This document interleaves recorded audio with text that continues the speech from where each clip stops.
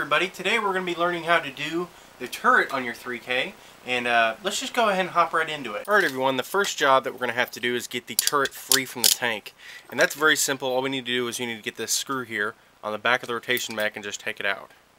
Just should take a couple turns, and watch it because there's a spring under here, so the spring will pop this out if you're not careful.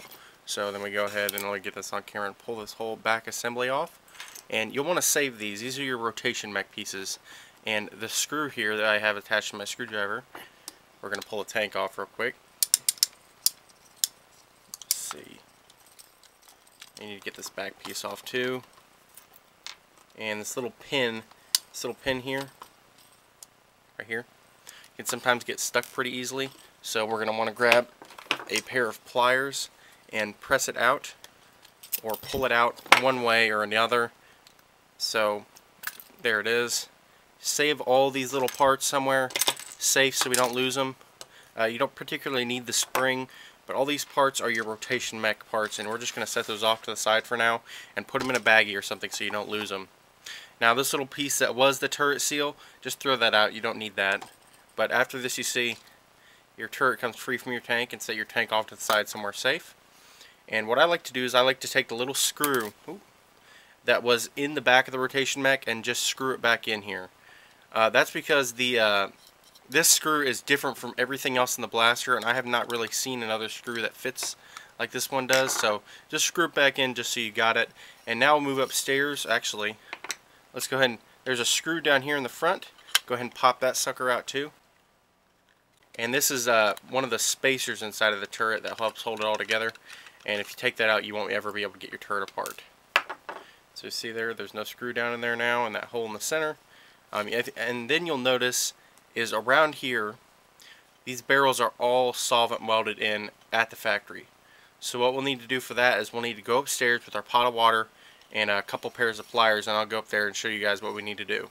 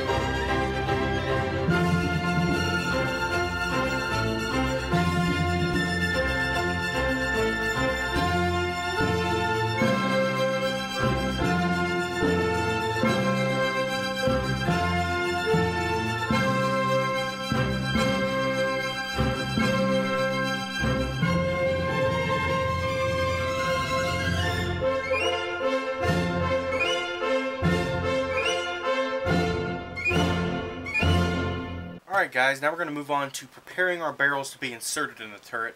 We still need to do a little work with the turret, so I'm just going to put it off to the side for now. For now we are going to focus on basically cutting our brass, and that's essentially it. So we're going to cut the brass real quick, and I'm just going to fast forward through this.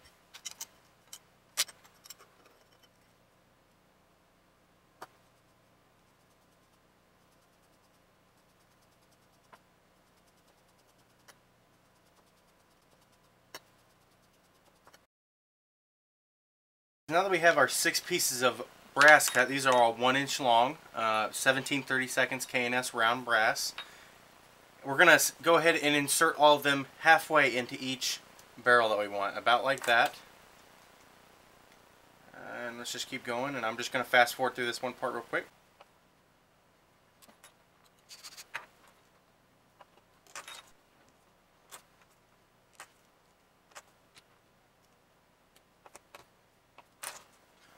Alright guys, now that we have all 6 halfway inserted, what we're going to do is we're going to take our super glue and we're going to put a small ring around each and every barrel.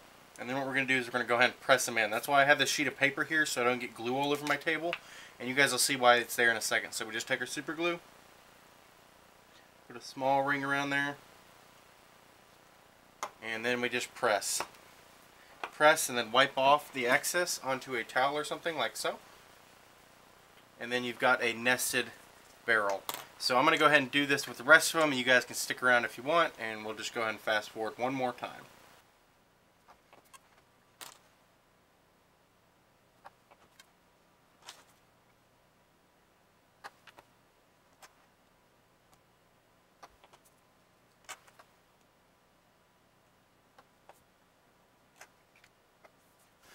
Alright everyone, now that we have all of our barrels prepped, we're going to go ahead and move on to finishing the turret, and that's going to involve drilling the holes in the back, filling in the dimples, sanding off these ridges. It's pretty involved, so we're going to move into the next segment. It'll be fairly long and fairly intensive. Alright guys, now the first thing we're going to need to do to the turret, besides of course removing the barrels, is we need to get rid of these little ridges that were originally for the auto rotation mech.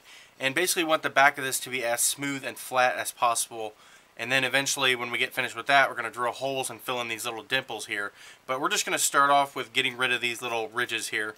And I'm going to be using a sanding drum on my Dremel. This is a standard 5/8 drum with, I believe, 120 grit piece of, drum paper on it. And I've got this little sander. I believe it's a sharpener. But what I'm going to do is I'm going to take this down as far as I can and as close to the plastic as I can.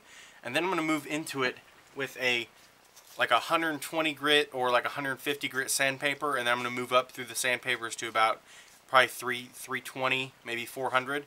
And we're just going to go ahead and fast forward. That's why I guys have you this close. So let's go ahead and do this, and I'm going to set my Dremel speed a little bit lower than normal. We do not want to dig into the turret anywhere, so I'm just going to go ahead and do it, and you guys can watch if you want, or you can fast forward to the next segment.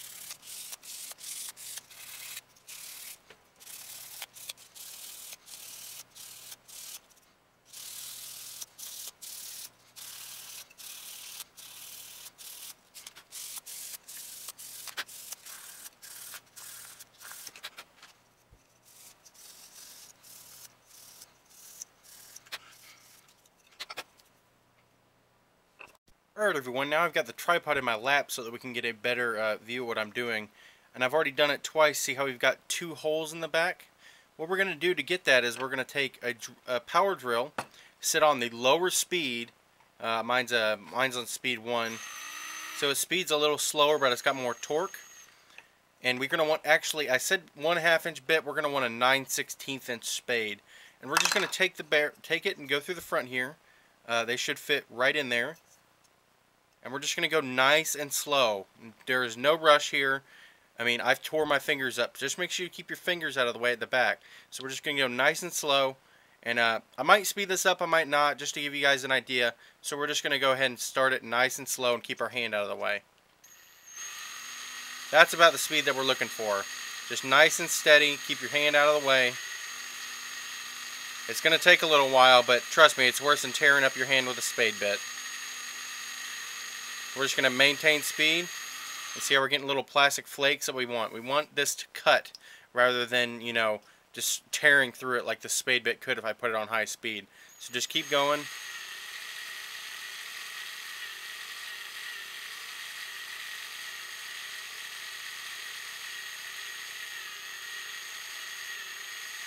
Now we're going to speed it up a little bit.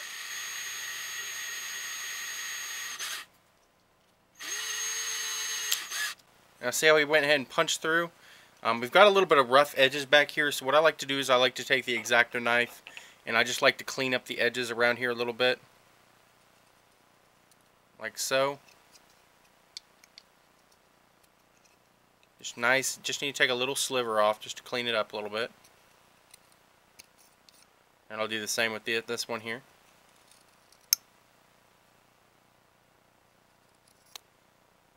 Keep on bumping the camera, guys. Sorry about that. And that is the basic effect we're going for, except we need to do all 6, and I'll just skip ahead and show you guys when that's done what we're going to do next. Alright everyone, after we have the turret all drilled out to 9/16 and we have all these holes deburred pretty well, you'll notice in between each hole we have this little dimple. Now if we just left this little dimple, basically what would happen is just air would just flow into any other barrel and just fire a bunch of barrels at once, with crappy range because this is like a huge air restrictor. So what we want to do next is we want to fill these little dimples with some epoxy putty. Now how we're going to do this is I'm going to take my little X-Acto knife here and I'm going to score, just kind of scratch up each on the inside of each one of these little dimples. Just, you know, kind of just scratch it up a little bit. If you can get sandpaper in here, then that works too. We're just trying to give the epoxy something to bind to. After we do that,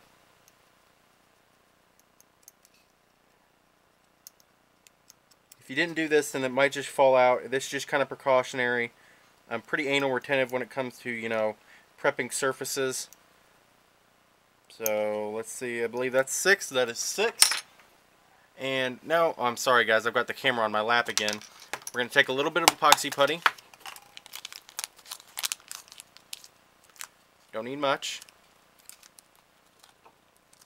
Then we're going to mix it. I'm going to fast forward through this, of course.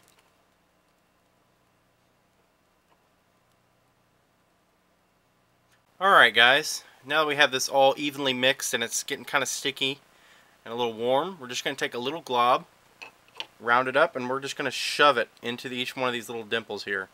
Just kind of leave like a little mound of it in there, because we're going to come back and we're going to cut this down and sand it flat again. So just make sure it's good and crammed into that little dimple. We're going to do the same thing all the way around. Don't really need much, you only need about, like, say, a small pea sized in order to give you plenty of grip. Let's see, let me just make sure. It's kind of finicky. My fingers are pretty dry right now, so the epoxy putty's wanting to stick to them, obviously. So we're just going to keep going, and I'll just go ahead and fast forward to this. You guys don't want to see me sit here and do this.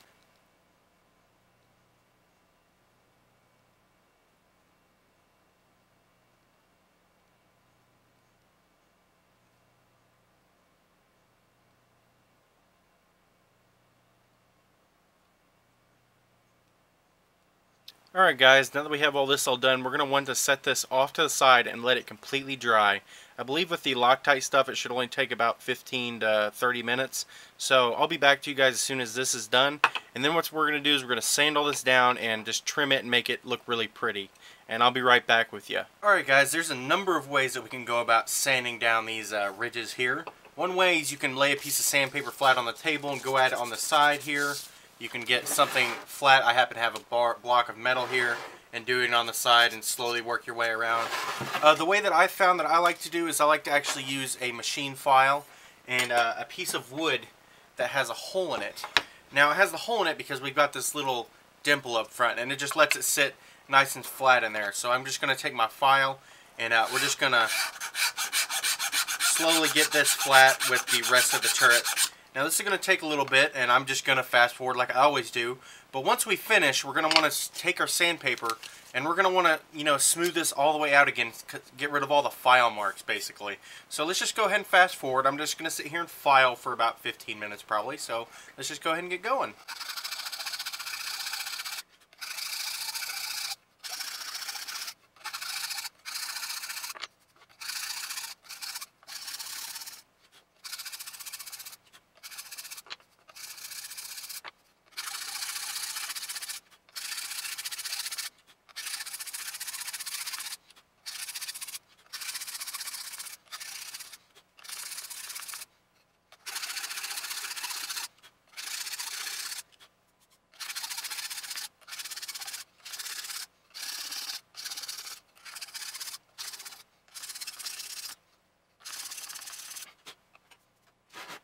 Alright guys, once we get to this point where all the dimples are completely flush with the turret, we're going to trim out the excess around here so we just get a nice concentric hole again. I don't know if you guys can see this.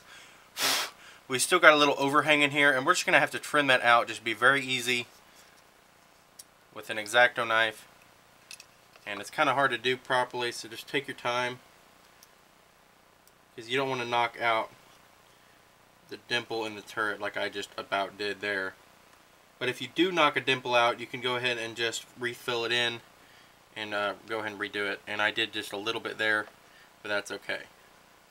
Actually, we're going to do this with a Dremel. Nom makes a mistake every now and again too. Let me go ahead and grab my Dremel. And we're going to take our Dremel with our little bit in it. And, oops, sorry. And we're just going to sand out until these are like perfect circles. So I'm just going to go ahead and do that real quick, and I'm going to show you guys when it's done.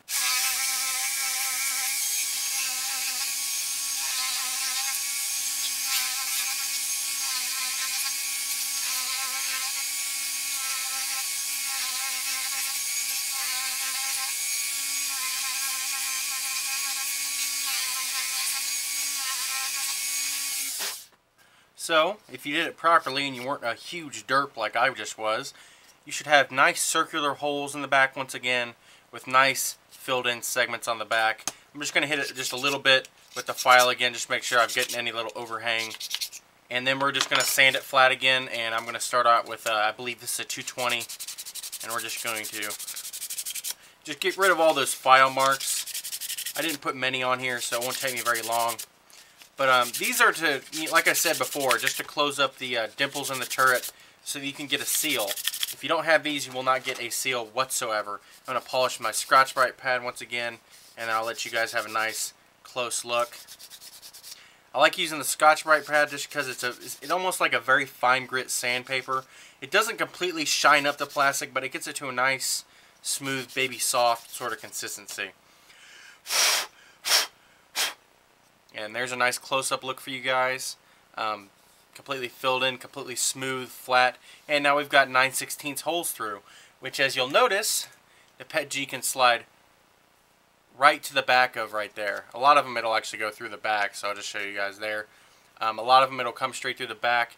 But now we're just going to move on to installing the barrels into the turret, period. And let's just go ahead and cut to that real quick.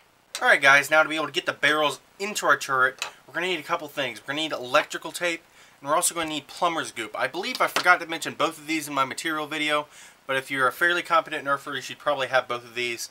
You can probably use alternative adhesives, such as an epoxy or something, but you will need the electrical tape.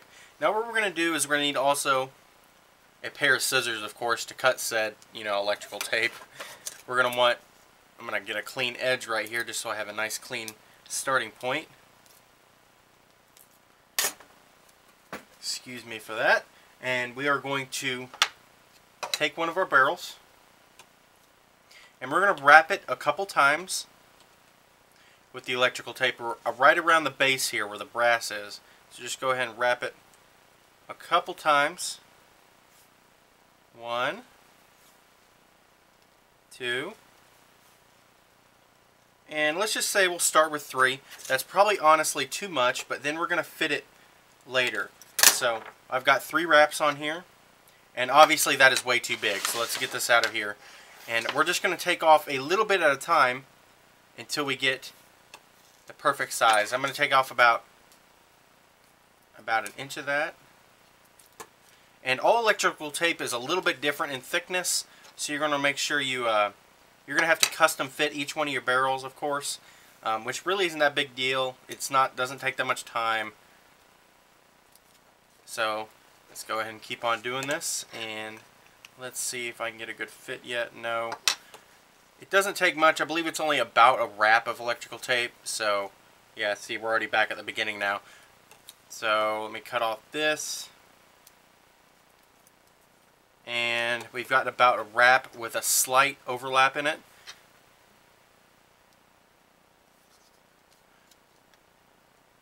And that's even a little bit tight.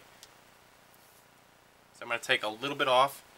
I'm going to leave about 3/4 of a wrap on here, it looks like. I'm surprised how tight these PETG barrels are in this turret already.